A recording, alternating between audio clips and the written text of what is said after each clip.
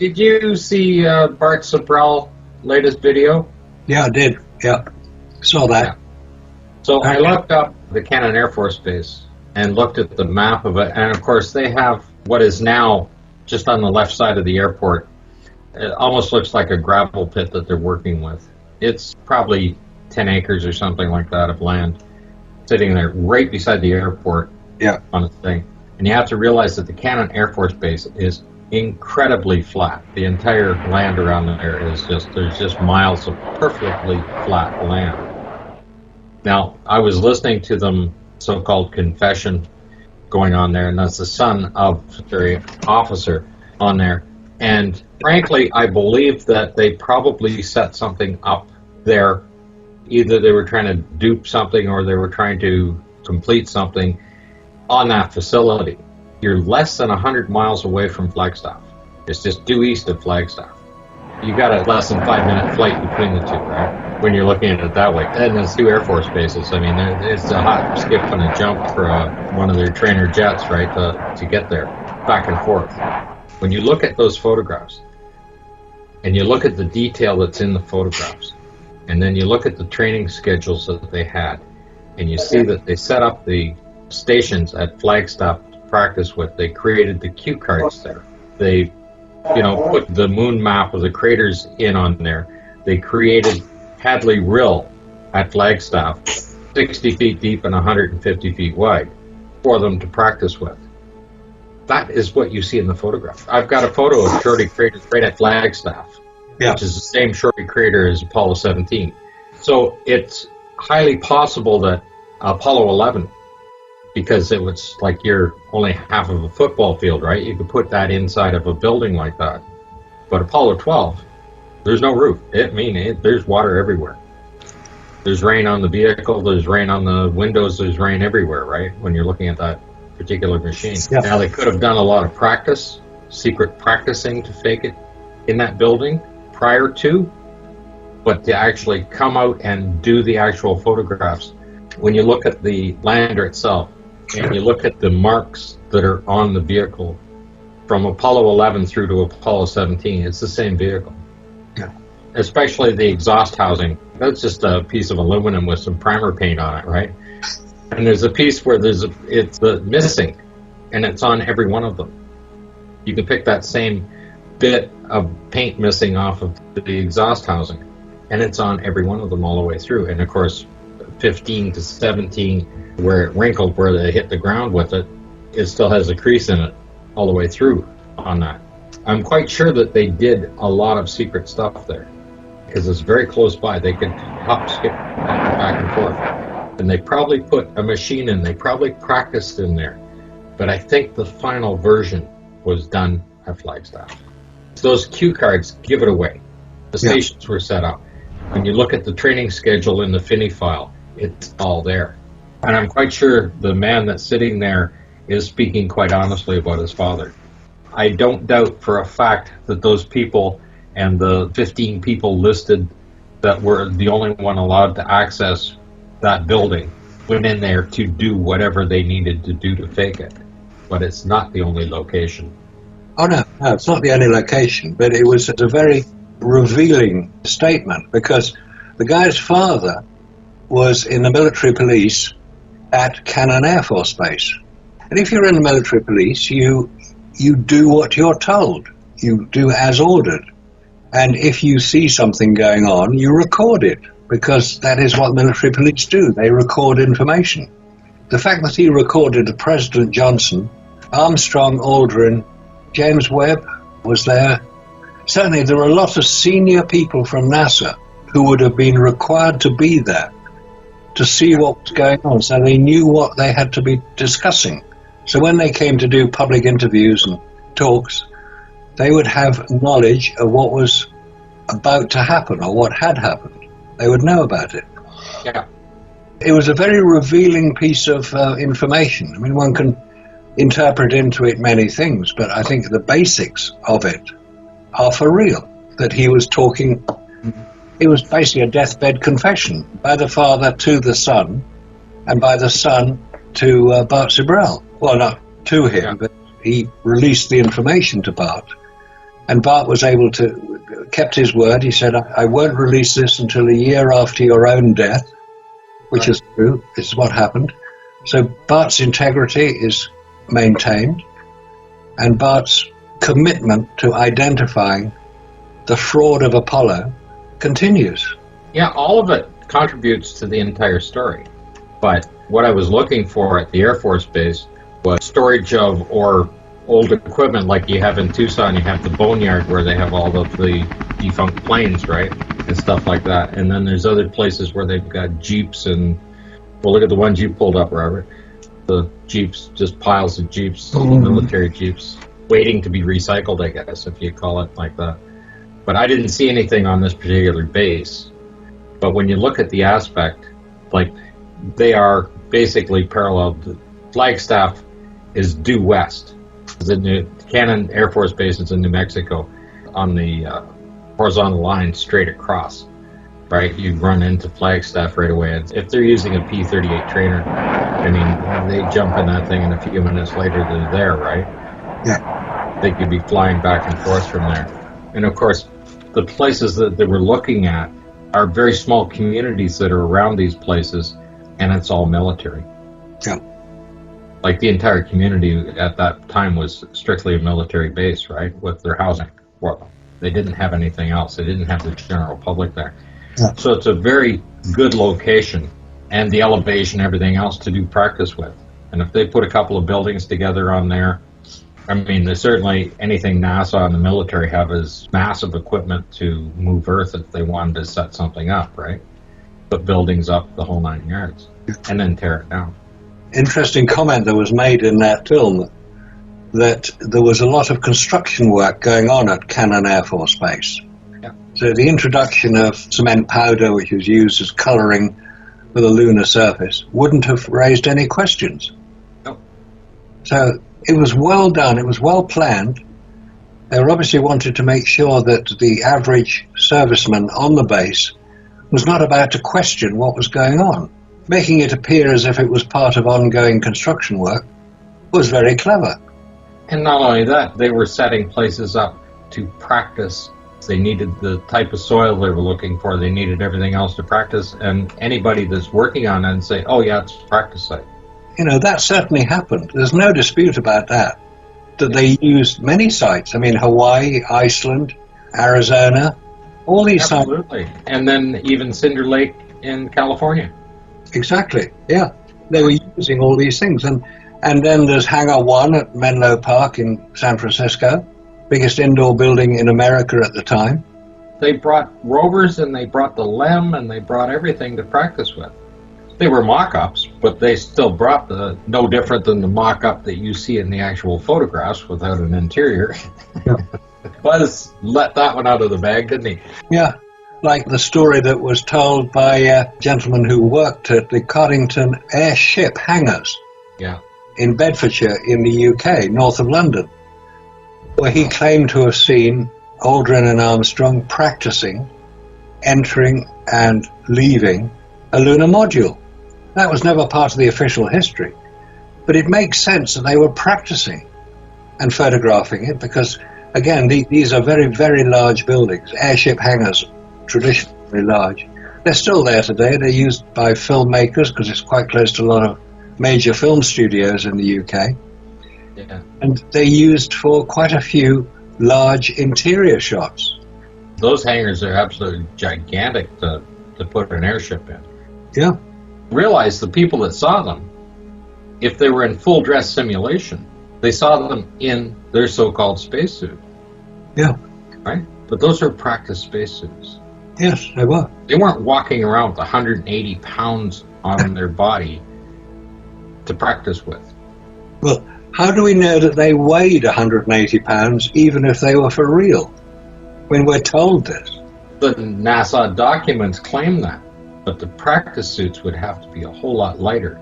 And it's the practice suits that are in the museums. Yep. But you can't pressurize a zipper, can you? You can't pressurize those suits, and those quick lock connects, everything else were convenience to put them on and off, and it still took several people to put those on. Yeah. How did they do it inside the confines of the lunar module? were only 2 of them. I still haven't figured out how they got those tape-on diapers that they had, how they exchanged those unit handles. Trevor Weaver couldn't do it. No, that's true, he couldn't. Him and his neighbor, remember they went into the tool shed, measured it out, and put some plywood up, and then tried to put backpacks on, and they couldn't do it. So how are you going to do that with 2 spacesuits on? Here's another thing that was interesting when I saw this video on Tubi, and it was about UFOs. But the last 15 minutes were just on Apollo, and I was showing Scott some of the photos. But the photos are not what we're talking about here. They were showing the astronauts going up through the X-axis, through the hatch at the very top, and they're showing them standing on that rocket housing. Yes. And they're sticking their heads up, and they're up past their shoulders, or just a little bit past their shoulders. Well, how can that be unless these guys have umbilicals hooked up? So I'm looking at this, and the umbilical, where it connects to the front, there's no umbilical connected there. So how are these guys standing up in a spacesuit when they cannot be standing there with a backpack on? It won't fit in that 32-inch diameter where the hatch is. So they can't be there in their spacesuits with the packs on, and it's not showing a hose connected because they're right up to their belly button almost, standing there. You'd see the hose coming up past their legs, because the connection is on the right-hand side of the console, on the right-hand wall at the bottom down there where the CO2 scrubbers are. That's where the umbilical comes from, and that's where it's stored on that side of the craft. And you'd see that coming up and out, and of course, if you're doing a simulation and you get a little lazy, you say, oh, I'm just going to have the shot of me with holding the camera outside the hatch. You don't need to hook it up. But on Apollo 12, you see what happened was the fellow that was up in the command module that was orbiting the moon, Houston was talking to him, and he was asking Houston, how are the astronauts down there? All of a sudden they answer, oh, we're doing fine. Hello, Houston, Apollo 12 en route home. Very good. Now, I've got that in this video because Marcus was talking about Apollo 11, saying that there was no gap in the transmissions. So when Marcus said there's no gap in the transmissions, I found a bunch of these little clips where there is no gap. Okay, got a good picture, huh? There's a great deal of contrast in it, and currently it's upside down on our monitor, but we can make out a fair amount of detail. Okay, I just checked getting back up to that first step. It hasn't collapsed too far, but it's adequate to get back up. Roger, we copy. Pretty good little jump.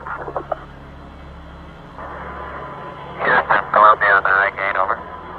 Columbia, this is Houston reading you loud and clear, over. Yeah, this is Henderson reading. Yeah, radio loud and clear. How's it going? Roger, the EVA is progressing beautifully. I believe they're setting up the flag now. You hear Houston and the Eagle talking to each other, and there's nothing there. There's no gap there. How's this doing? Oh, right off the bat, just like you're on a walkie-talkie. He's answering right away. Then I go to Apollo 12, find the same thing. We're seeing some little white flecks floating past the window. We're in a great big cloud of ice balls up here. They're just all over everywhere, and there's a lot of stuff floating up out of the S-4B itself that looks like ice or white paint chips, one of the two. Roger, we can even see it here. You can go all the way through and find all kinds of stuff, and they're just instantly talking, and where's this delay? So they're editing continuously and updating their files to account for the fact when I say that nobody talked to anybody that was orbiting for all 6 missions. They are now spending billions of dollars to update their files again. But the original transmission, the original transcript, it is not there. And every second is accounted for. And if they're talking to somebody else, now there's going to be that number of seconds there. And second of all, they have to have that guy up there talking to these guys, particularly when they're at launch, when they're orbiting up. They need to be in communication the entire length of time. because that is the most critical docking maneuver that they're going to be making. Yeah. An incredibly difficult docking maneuver, even only a couple minutes, because that guy is out of radio contact with them until he comes into orbit around, and they need to have that countdown to launch, and they do not have a countdown to launch. They have to time that perfectly from his orbit, the direction he's orbiting at, and the moon is moving, right? They're not going over the same spot every time they come around. Those calculations have to be made for every orbit because the moon is rotating, right? They're in a different position. They have to calculate the angle of offset, how far the lunar module is tilted, which changes as they rotate around. That direction has to be calculated. I mean, they need at least 40 guys with slide rules doing that to do those calculations. And that communication has to be there between Houston, the men on the lunar surface, and the man in orbit, right? And they've got to do all of that when he comes into view, when they come into radio contact with him as he's orbiting around. And they will have to launch, like he's traveling 6,000 miles an hour above them. That has to be right to the precise second. And they have to account for the thrust and acceleration of that craft. And they have no idea how accurate that is, because that rocket engine has never, ever been fired before. You do realize that Dave emailed me back. He didn't even realize that I forwarded both you and Robert a copy of the email. And he didn't recognize that when he put the link to the ALICE site that the three of us had put that article together. It seemed a bit strange. You sort of say a denier came up with this information. Yeah, he didn't look to see that the three of us put the article together. Exactly, yeah. Yeah. So then he went on with his normal, just the nonsense on there, right? The one that really got me was, of course, the double image of the shadow of the LEM, right? And he's saying that that occurred because it was shot through a window. Yeah. Well, how come only the shadow had the double image? Why isn't the entire photograph a double image if that's what the window created? How can you justify even writing that down? When you're writing it, you got to go, this is so much bullshit. And he didn't recognize that the mylar and the film are the same. Oh, he's going off on this, well, they made a special film. Where is it? And that's why I said in the email to you, why didn't Kodak promote it as being this wonderful film? Well, the mylar is a lot thicker and a whole lot tougher material. The Estar film, you get, 75 photographs on it, and they made it super thin to give, 200 black and white and 150 color. That's right, yep. Because it had a thin back. So they made it extra thin to go in there. That's the only thing they did. There was no special emulsion. They just made it so that the magazine would hold more photographs on it. So even though it's a very tough material, the vacuum's going to take it down. And of course, with those images that I asked him to look at, I mean, he responded to me within 24 hours, which means not only did he not recognize who I was, he didn't look at it closely enough to see that I forwarded copies to you and to Robert, right. Which means he just glanced at it really quickly, yeah, and say, okay, I'll just give these standard answers on it. But you know that when he sent the link to an article that the three of us had put together. I saw that, yeah. And said, oh, here's a bunch of deniers, right? And did not recognize that. And then he didn't respond to you because he knows who you are. He must do, yeah. Right? And he responded to Taffy, and Taffy has had email exchanges with him previously. And Taffy sent me all of the emails he had back and forth from him as well. Well, that's great. You know? And what the guy said is, why don't you show me some pictures and stuff like that? And he said, I can easily debunk anything you put out. And I thought, well, that's what I'll just send that out to him and see how he does, right? The wet flag's in there, and of course they just simply say, well, I can't see it. You can't see what you don't want to see. I know damn well he can see it, but if he actually admits to it, like, you imagine how hard your mind has to be to stay on track and say, you know, all of this stuff worked and they go to the moon, yep, and it's right there. Everything that he tried to justify is right Yep. there in front of him. But when they're doing that kind of stuff and they just have to solidly stay there, it's right there in front of them. That's why they won't take the time and look at it in detail. They can't, because they already can see it.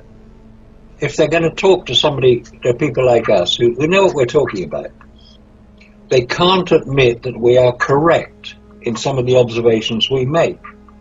Because if they did, they would then have to look at all the other ones that we've mentioned. A big can of worms that would all cause them all sorts of problems. The confirmation bias has to be maintained at all times. Yeah, well, you saw what I said in that email. I said, if you're so confident in your findings and you're so confident in being able to prove that, I said, let's get on and we'll record a Skype. Yeah, of course. Good idea. Right? And that's what I said to him. And of course, he made up an excuse. Oh, well, I work and it's so random, we'd never be able to connect and all of this stuff, right? Yeah. That's nonsense. I know. Isn't it strange that none of these people are prepared to sit down and discuss it with us? None of them. And then, of course, I looked at the rest of his channel and what he has on his channel. And, of course, he plays around with cameras. He talks about different lenses. He talks about memory cards, but he doesn't have anything on film. It's a key point, that. And it's quite different. And, of course, even in his own video, he put up Buzz Aldrin in the doorframe. And that's when I put in Buzz Aldrin in the doorframe, and he doesn't even recognize that there's 15 inches of console on the inside of that. His backpack can't be there. And I looked up the dimensions of the PLSS. It's 26 inches tall, it's 18 inches wide, and it's 10 inches deep. Now, you're at 25 inches in, where your body's going to start. There's only 36 inches in there before it comes up 18 inches where the engine and the housing of the engine is.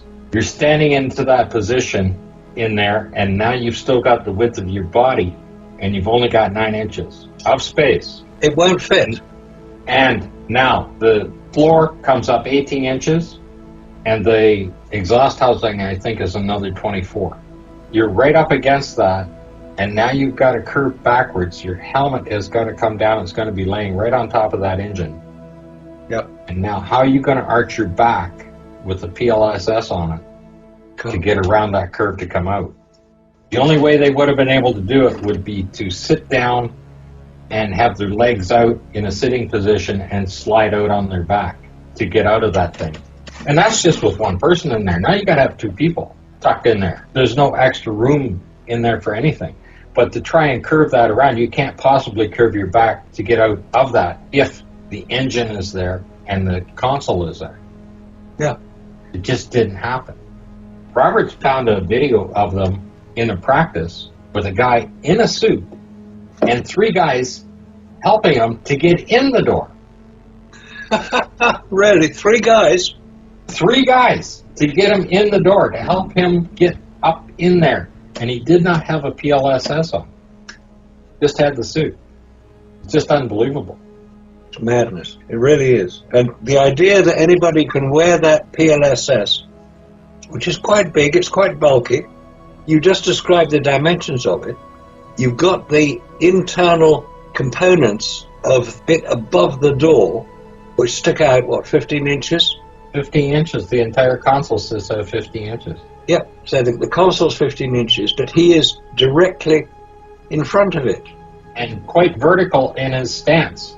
That console's only 1 inch above the door. Yeah. He would have to be in 15 inches. Then the PLS. Yeah. And it's only going to leave him 9 inches left before the floor goes up. Be in that position. There's no way he's going to be able to turn and get out that. Yeah. No way. But because you sent the internal dimensions of the LEM to show somebody that it was difficult to do it, they obviously didn't examine it properly. He didn't look at that at all. No. You just say something about the angle of the door. He just said he's on his knees, and so he's in an upright position. Well, we can see that. That's not rocket science. But the console's in the way, and that he just ignored it. Yeah. But having sent him the illustration of the internal dimensions of the LEM, you'd have thought he could work it out if he'd wanted to, but he didn't. No, he didn't want to see that at all. Yeah. That's where Peter Bassett just ran scared, right? Nobody wants to hear that that's there. That is one of the probably the biggest pieces of evidence, because it shows that entire thing is nothing more than a prop. Yeah. And then everything else makes sense. That brings us to Gary Fohn.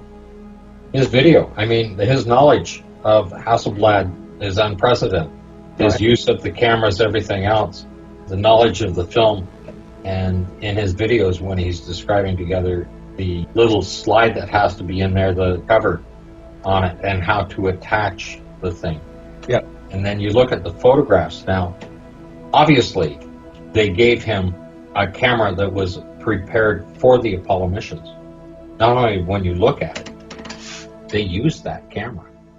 It's well used. It's got scratches. It's got whatever. It's got big arrows on the thing. But in the 1960s, I mean, I went to school with a couple of kids. Their parents were jewelers, right? And both these guys went to school and became watchmakers and jewelers. The precision work they did to repair people's watches, you know, basically the stems, because they wind them up and they twist them too far, they break the spring, they did whatever, and these guys would be fixing them. But the precision work, I mean, I'd be sitting in there talking to my friend, right, while he's repairing watches and, you know, cleaning other jewelry and stuff.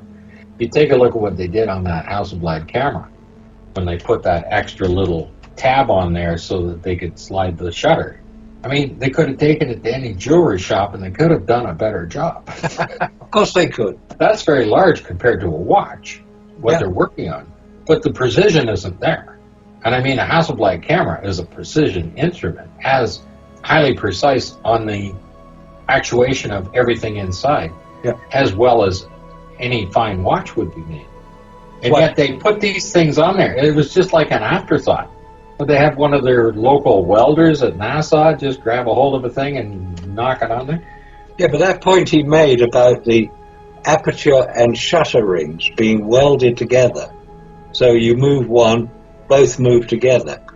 Technically that is right, but the point he was making was that if you're going to take photographs in lower light level, you've got to adjust the aperture to a different setting than it would be for full sunlight. You know, let's say for the sake of argument you're shooting it 125th at f11 for full sunlight with the codec Ektachrome film, that'd be about right. If you're doing it in the shadow, like the Aldrin coming down the ladder, you've got to adjust the aperture irrespective of what the shutter speed is. Shutter speed could stay at 125th, but the aperture would have to go to about f5.6. If they're both moving at the same time, which I don't think they were, because I've actually handled a replica Hasselblad lunar camera. I've done it on a TV program. They're not linked together. You can adjust the aperture, you can adjust the shutter speed, you can adjust the focus independently of each other. But the one that he had didn't have that capability. That particular camera is compromised in its ability to function. Yeah. Like you said, in low light capabilities, that camera will not work. It's compromised. Yeah. And now we come back to the cue cards. The settings for the camera are in there. That's for them to practice with. But when they're practicing, it could be a cloudy day. You know, you've got to adjust the camera for the light conditions. Right. But you see the camera that he used claims to be made for the Apollo missions, and it's a used camera. You can see that it's well worn. It's got scratches, it's got everything all over that thing. They must have been actually using that camera to practice with. They could well have been, yeah. Supposedly the astronauts took them home with them to photograph their barbecues and their family, so to get used to handling it.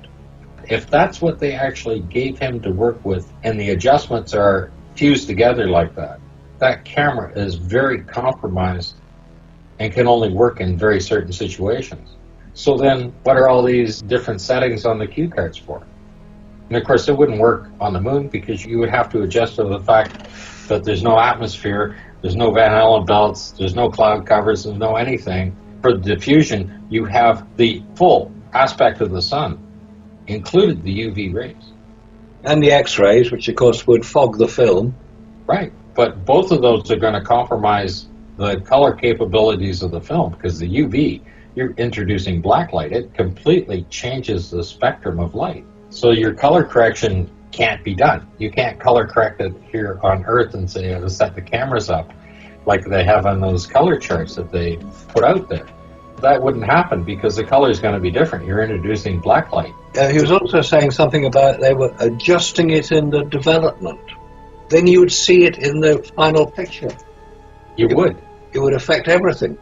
So the idea of adjusting it using the color charts, which they did use, you see them on the alleged lunar surface. There are charts there attached to the little gnome. Attached to that, there's a color chart.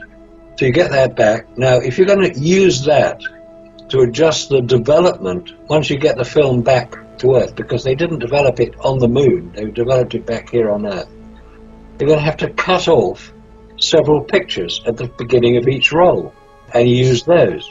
I wasn't aware that astronauts, whenever they had a new roll of film in the camera, except for Apollo 11, which only had one, I wasn't aware that they actually photographed the color charts before they set off doing everything else. And then, having photographed them, they would need to cut the film, once they got it back to Earth, cut the film, develop the bit you cut off, about 3 frames, see what it looked like, so you then adjust the rest of the development of the film. But if you're going to cut the film, you're going to cut one of the photographs. And there's no evidence that that happened. No evidence at all. You would think they would have those as a separate file in the magazine saying that these are the color adjustments or this is what we did with the film, right? Yeah, of course. And that's not mentioned anywhere. No. This is what's called adjustment after the event. NASA have been challenged so many times about the photographs that they've had to come up with some sort of explanation which sounds halfway reasonable. And of course, then he mentioned the dust on the cameras, that they're not sealed off. No, they're not. Well, given the fact that of his knowledge of the cameras and everything else, if he was brought up to speed on the intensity of the vacuum, and he realized that the film's going to just disintegrate, the fact that the lubrication is not in the camera whatsoever, because it would simply evaporate off. So he did mention the fact about the temperature on the batteries, that the batteries aren't going to work in that range of temperature, but the vacuum's going to pull those damn things apart too. If you take into the fact that you've got cold welding, the shutters are not going to work. No, of course they're going to weld together. They're going to weld together, and there is no lubrication, right? So what happens when you put a magazine on the camera? Are you going to be able to take it off, or is it going to cold weld it together? It's going to weld itself together. Yeah, of course it is. Yeah. And guess what's going to happen to those slides? They're going to cold weld. You won't be able to adjust it. There's an interesting point you made about remove dark slide before installing magazine, which is the reverse of what you should do, because that dark slide is a little sliver of steel that goes in, and that releases the catch that holds the magazine onto the camera. On the top of the camera, there's a little release button, but that will only work once the dark slide is put in. It's basically a safety mechanism. Right. You can't take the magazine off without inserting the dark slide. So the idea that you have to remove the dark slide before you put the magazine on is complete nonsense. That doesn't happen with a Hasselblad. He mentioned that that is wrong in his video. And he was slightly confused about it. I went back to some of the other magazines, the images of the magazines where they're all rusty and everything, right? You can see the gears are damaged here. Yeah. They are damaged on the side. The screws are rusty. Yeah, they are. A bit rusty. And this is where they clip in. Both of these are well worn. Well, there's a nice rusty one. Well, what you're seeing there is the Hasselblad camera without the magazine in place. This is the camera side. That's right, that's the camera side. So why is that coming over to there? This one comes under there, and across that wire is running across there. It may be something to do with the film counter, which is the center of those 3 dials. you've got the top bottom, the big one was 200. That's the ASA rating. Then you've got the next one down, that counts the number of pictures you've taken. So that would have to be a mechanical device, because each time you take a picture, it's got to wind that indicator forward. That bit at the top, it says P-stroke M is part number. And then, of course, this image here, it says remove dark slide before installing magazine. That would be a very difficult thing to do. My understanding of Hasselblad cameras is you remove the dark slide after you install the magazine. Because if you take the dark slide out before you install the magazine, you're going to expose part of the film. Not just one slide, but it depends how bright the light is. You might expose the whole roll of film. That wire, bent bit of wire, that's what attaches to the dark slide. Lift that wire up and you can then put your finger through and remove the dark slide once the magazine has been installed. There's a mechanism inside the magazine to prevent you removing the dark slide. What it should have said on there is remove dark slide after installing magazine, not before installing magazine. Years ago, I remember reading, why did they remove the black leatherette covering, which is what normally happens on Hasselblad. You get a black leatherette covering on the magazine and the camera. And the explanation was that it would outgas in space. Well, of course it would. It would fall off, but it's just glued on. Anybody who's used a Hasselblad, even once, will know that you have to remove the dark slide after you install the magazine. There's no point in having it otherwise. Here's the other side of it, and you can see that gear, the damage to the gear there, and all of these scratches. Those are going to show up in the images, right? If that's the camera side, what's that doing there? It isn't the 25 reticule. I don't see any reticules in it, but they could be embedded in there. Well, it's possible. Anything's possible with a poly.